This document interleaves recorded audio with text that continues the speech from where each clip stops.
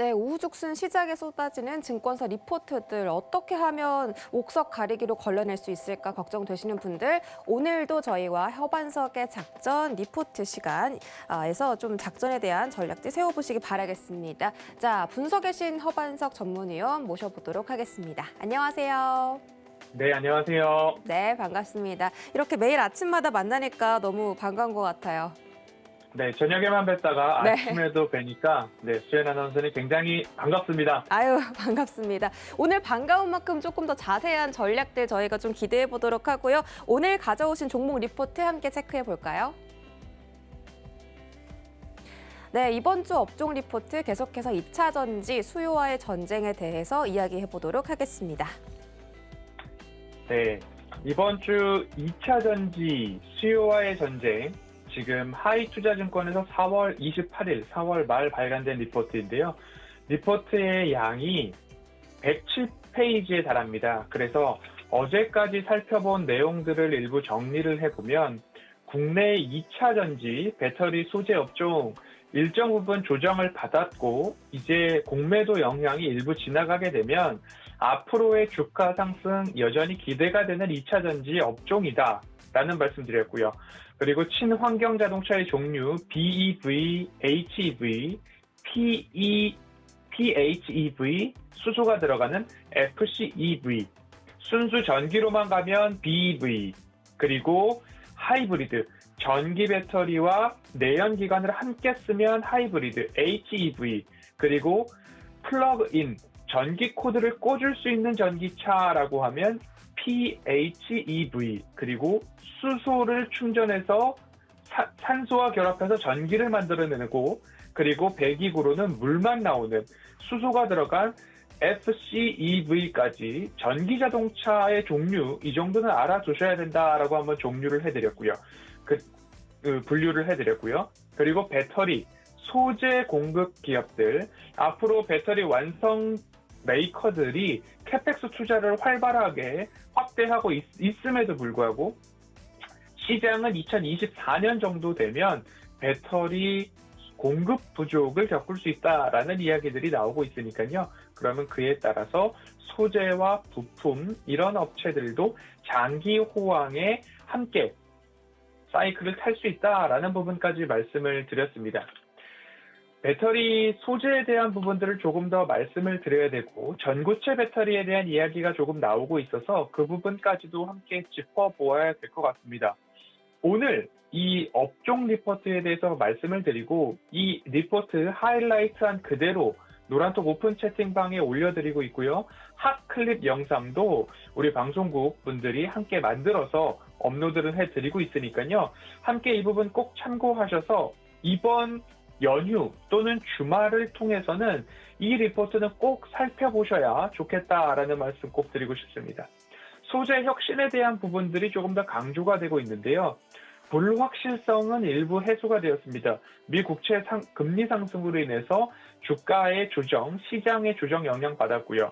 배터리 화재에 대한 부분들도 일단락 되어가고 있는 모습입니다. LG에너지솔루션과 SK이노베이션의 ITC 소송 분쟁에 대한 부분들도 합의를 통해서 앞으로 10년간은 문제가 없게 되었죠. 폭스바겐의 파워데이발 배터리 내재화, 수직 계열화 이슈 대두되었지만 어제 노스볼트는 업력이 5, 6년밖에 되지 않은 부분이다라는 부분 말씀을 드려서 신규 진입 업체들과 기술 격차는 벌리고 가격 경쟁력은 강화하는 그런 부분들이 있기 때문에 아직까지는 크게 걱정할 부분들은 아니다라는 말씀을 드렸습니다. 그렇기 때문에 소재 업체들의 수혜는 조금 더 이어질 전망인데요. 소재 업체들을 왜 우리가 주목을 해야 하느냐? 주요 완성차 업체들은 배터리 업체들에게 요구하는 것이 있습니다. 주행거리는 늘어나야 되고 가격은 싸게 줬으면 좋겠고 충전 시간은 단축돼야 되고 추운 겨울 우리나라 같은 경우나 해외 같은 경우에 유럽 특히 그렇죠. 추운 날씨에도 성능이 떨어지면 안 되고 그리고 한 번 장착한 배터리는 수명이 길어야 된다라는 이야기들을 해주고 있습니다. 그러면 완성차 업체들이 요구하는 사항에 맞춰가려면 결국 소재 부분에 있어서의 혁신들이 발빠르게 일어나야만 이러한 주행거리 증가하지만 배터리 가격은 싸야 하고 한번 충전할 때 빨리 충전돼야 되고 추운 날씨에도 성능은 좋아야 되고 한번 장착한 배터리의 수명은 길어야 된다. 배터리의 성능 향상, 안전성, 생산 단가 절감 이것을 이룰 수 있는 것이 바로 소재 부분의 혁신이 일어나야 되기 때문입니다. 배터리의 4대 소재는 양극재, 음극재, 분리막, 전해, 액으로 구분해 볼 수 있습니다. 이 부분들에 있어서의 소재 개발 방향을 또 말씀을 드려보면 양극재 같은 경우에는 에너지의 밀도를 높여서 결국 한번 동일한 부피 안에 더 많은 에너지를 담을 수 있도록 하는 부분들이 양극재 개발에 일어나고 있습니다. 그래서 양극재 개발에 있어서는 니켈의 함량을 높이는 하이니켈, 야극활 물질, 그리고 CNT 도전제에 대한 소재 개발이 더욱더 분주하게 일어나고 있고요. 음극재 같은 경우에는 리튬이온의 저장 용량을 높여서 함께 양극재와 함께 에너지 밀도 그리고 동일한 부피에 더 많은 에너지를 담기 위한 노력이 일어나고 있습니다. 음극재는 기존으로는 흑연을 많이 쓰고 있는데 흑연에다가 실리콘을 첨가해 가고 있는 그런 모습들이 이어지고 있고요.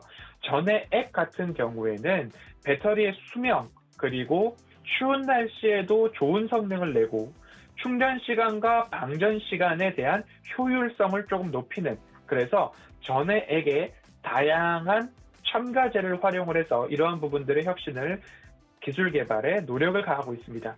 그리고 가격 경쟁력에 있어서도 중저가 전기차에도 배터리를 넣기 위해서 하이니켈, 니켈 대신 저렴한 망간, 그래서 NCM 하면 니켈, 코발트, 망간 이런 식으로 앞자리를 땄다라는 부분들 앞으로 니포트나 뉴스를 읽으실 때에 한번 참고를 하시면 좋겠습니다. 그래서 어떻게 하면 단가는 저렴하고 성능은 좋은 이런 배터리에 대해서는 소재 혁신에 대해서 그 키를 갖고 있다라고 이해를 해보시면 좋을 것 같습니다.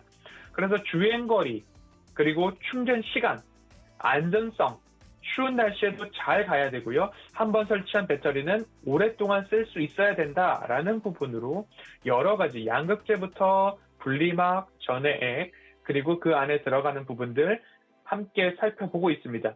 소재 개발 업체들을 한번 보면 결국엔 여기에 나열되어 있는 기업들이 국내에서는 대부분이다라고 보시면 좋을 것 같습니다. 빠르게 한번 살펴보면 에코프로 BM, LNF, 포스코 케미칼, 코스모 신소재, 나노 신소재, 동진 세미캠 정도가 양극재, 그리고 대주전자재료 대주전자재료 일진 머트리얼스, 솔루스 첨단 소재 정도가 음극재 부분으로 구분을 해볼 수 있고요. 천보, 후성, 덕산 테코피아 정도 볼 수 있고요. 그리고 동아일렉트릭, 솔브레인, 그리고 분리막 시장에서는 단연 SKI 테크놀로지가 이제 공모 절차를 마치고 다음 주 화요일 11일 정도면 상장 준비 중인 기업들로 살펴볼 수 있을 것 같습니다. 이 부분도 각 업체가 어떤 부분들에 특화되어 있는지 리포트 내용을 조금 더 살펴보면 나와 있으니까요. 꼭 리포트 전문은 시간을 내서서라도 한번 보셔야 된다라고 보시면 좋을 것 같습니다. 전고체 배터리에 대한 이야기들이 많이 나오고 있습니다. 최근에도 나오고 있는데 이 전고체 배터리를 볼 때에 전고체 배터리를 모 기업에서 개발을 했대. 그리고 소형 가전에 탑재를 한대. 라는 부분들이 우리나라의 2차 전지 배터리 업체들에게 위협이 되고 있다라는 뉴스가 조금 확대 재생산되면서 공매도까지도 이 기사와 함께 엮어서 2차 전지 주가에 조금 부정적인 영향을 앞당겨 오고 있고 심화를 해주고 있는 모습인데 삼성 SDI의 출발점을 한번 살펴보면 결국 소형 가전 그리고 전동 공구 소형 배터리에서부터 시작되었다는 거죠. 우리가 쉽게 얘기하는 건전지, 더블A든 트리플A든 쓰고 있었고 그 이후에 그 건전지는 충전해서 쓸 수 있는 충전 건전지까지 발전을 했습니다. 그 이후에 조금 더 소형 전지가 발전될 때에 소형 공구, 가전 등에 쓰였다라는 부분, 그리고 휴대폰 소형화하면서 이 배터리에 대한 시장은 점차 발전되고 있었다. 이제는 전기 자동차에까지 왔듯이 전고체 배터리는 이제 막 기술이 상용화 단계에 들어가기 위해서 안전성을 높이고 있는 그런 단계, 내부적으로도 아주 비밀에 쌓여 있는 그런 시장이다라고 보시면 좋겠습니다. 이제 막 아주 작은 전고체 배터리가 우리가 리모컨의 배터리를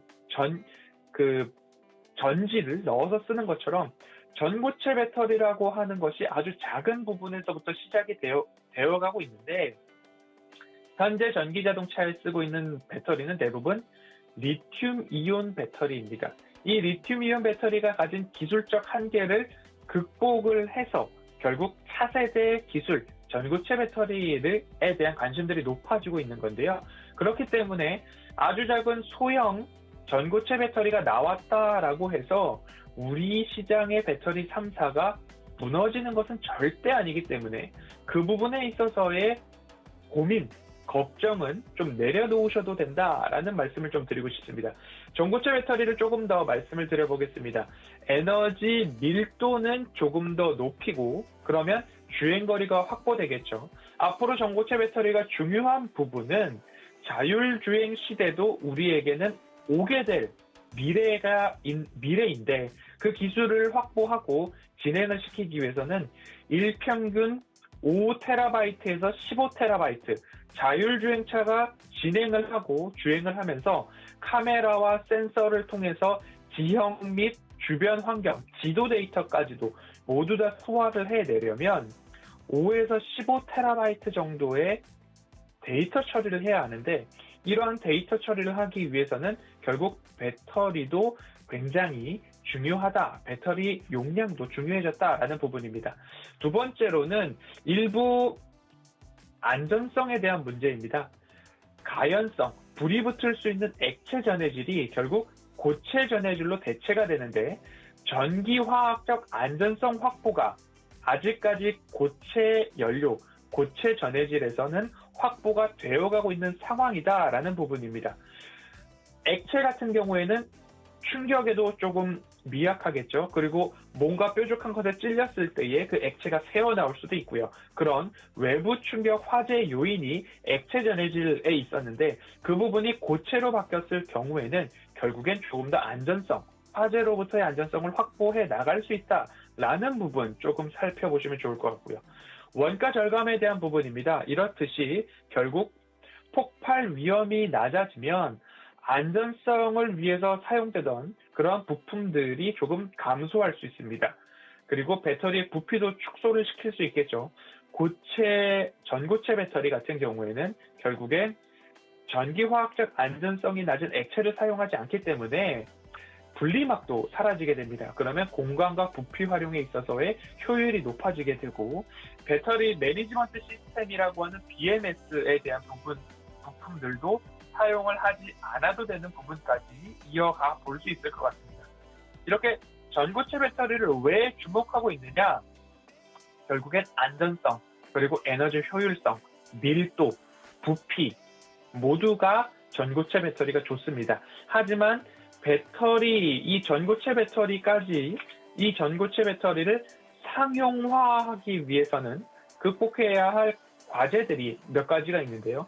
여기서부터는 재차 반복해서 좀 들으셔야 좋을 것 같습니다. 제가 한 번에 쭉 읽어드리더라도 이해하시는데 조금 다소 어려움이 있을 수 있고, 저도 이 부분을 여러 번 반복해서 들었기 때문에 한번 반복해서 보셔야 될 것 같습니다. 액체 전해질만큼 높은 이온 전도도를 확보를 해야 되는데, 액체 전해질 안에는 이제 음극과 양극이 서로 왔다 갔다 교차를 하면서 화학 반응을 통해서 전기를 생산해내야 되는데, 그 음극과 양극 사이에 원활한 화학 반응을 하는 매개가 액체였습니다. 하지만 고체로 봤을 때는 어떻게 이 화학 반응, 이온 전도도를 높일 수 있을까에 대한 부분입니다. 그리고 또 한 가지는 이 이온 전도도를 높였어. 그렇게 했을 때는 이 화학적 반응이 넓어졌다는 겁니다. 고체 배터리에서는. 그러면 이 넓어진 화학 반응을 어떻게 컨트롤할 수 있을 것인가?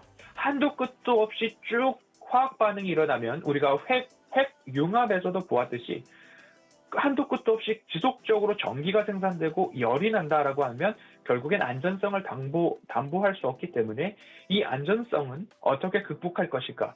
그리고 전고체 배터리에서 활용되고 있는 고분자의 전해질, 이 부분에서도 발열 어떻게 컨트롤할 것인가? 그리고 액체가 아닌 공기 중에서의 화학 물질들 어떻게 안전성 컨트롤할 수 있을 것인가? 이렇듯이 여러 안전성에 대한 극복 과제가 아직 남아 있고요. 그리고 접촉 계면을 확보해야 된다. 어떻게 하면 전기를 잘 이뤄낼 것인가? 어떻게 하면 전기가 잘 일어나는데 그 안전성을 담보할 것인가? 여러 가지 복합적인 문제들이 있습니다. 예를 들면 이런 부분입니다. 우리가 커피를 마실 때에 뜨거운 물을 타놓고 거기 안에 커피 알갱이를 넣고 그리고 아이스를 좋아하시는 분은 얼음을 넣습니다. 그러면 그 물 안에서 얼음과 커피 알갱이가 다 조화롭게 섞일 수 있는 부분, 이 부분이 현재는 리튬 이온 배터리, 전해 액을 쓰는 배터리인데 전고체 배터리는 아이스 아메리카노를 마시고 싶은데 물 없이 얼음과 커피 알갱이가 잘 섞이게 만드는 기술을 개발하고 있다라고 보시면 좋겠습니다. 그러면 얼음 알갱이와 커피 알갱이가 어떻게 하면 맛있게 잘 섞일 수 있을까? 이 고민들을 전고체 배터리 개발하시는 연구진들이 하고 있다라고 보시면 조금 더 이해가 쉬울 것 같습니다. 음극재로서 리튬 메탈 소재를 또 사용을 하고 있는데 전고체 배터리에 기존 리튬이온 배터리에 쓰고 있는 흑연을 썼을 때에는 아직까지 에너지 밀도 개선이 어렵기 때문에 일부 대체제가 필요하다라는 이야기까지 총 일부 6개까지도 극복해야 할 그런 어려운 과제들 수행해 나가고 있다라는 부분이기 때문에 이 전고체 배터리에 대한 연구는 현재까지 개발 중이고 상용화되기까지는 꿈의 배터리라고 하고 있기 때문에 모두 다 일종의 비밀리에 붙여지고 있습니다. 어느 누가 먼저 상용화에 갈지 제가 봤을 때는 막대한 자본이 들어가고 있는 그러한 배터리 3사, 우리나라의 그리고 시장 점유율 1위 기업들, 상위 기업들이 막대한 자금력을 동원해서 연구 개발을 하고 있기 때문에 물론 여기서도 주도권 싸움이 있겠지만 우리나라 국가대표 기업들 중에서 전고체 배터리, 삼성 SDI나 LG화부터 좀 이어지지 않을까 생각을 하고 있습니다. 이렇듯이 배터리에 대한 부분들 굉장히 복잡하고 어렵기도 하지만 결론부터 말씀드리면 먼저 말씀드렸던 우상향 추세, 앞으로 전 세계가 향하고 있는 친환경, 신재생 에너지, 2차 전지 배터리 업종 여전히 전망은 밝다라는 말씀드리고 싶고요. 전고체 배터리 양산은 빨라야 27년에서 30년 정도로 오늘 살펴본 리포트에서는 전망을 하고 있듯이 아직까지 조금은 기다려봐도 좋다. 그렇기 때문에 여러 가지 뉴스에 현혹되지 말고 고민하지 않으셔도 좋겠다라는 말씀 드리고 싶고요. 이틀 동안 조금 빠르게 2차 전지 배터리 시장 업황에 대해서 말씀을 드렸고요. 2차 전지 배터리 완성 업체뿐만 아니라 소재 업황도 여전히 장기 사이클 안에서 호황 이어갈 것이다 라는 말씀 드리고 있습니다. 오늘 전고체 배터리까지 살펴봤고요. 앞으로 내일은 휴일이지만 제가 배터리에 대한 부분들 그간 작전 리포트에서 살펴보았던 이야기들 한 번 더 특집 방송으로 말씀을 드려보고자 합니다. 그 부분도 참고를 해주시고요. 노란톡 오픈 채팅방 열려있기 때문에 그 부분 오셔서 2차 전지도 함께 살펴보셨으면 좋겠습니다. 오늘 조금 빠르고 어려운 내용들 살펴보았지만 꼭 다시 보기를 통해서 추가적으로 공부 꼭 해야 할 2차 전지다라는 말씀 오늘 여기까지 드려보도록 하겠습니다.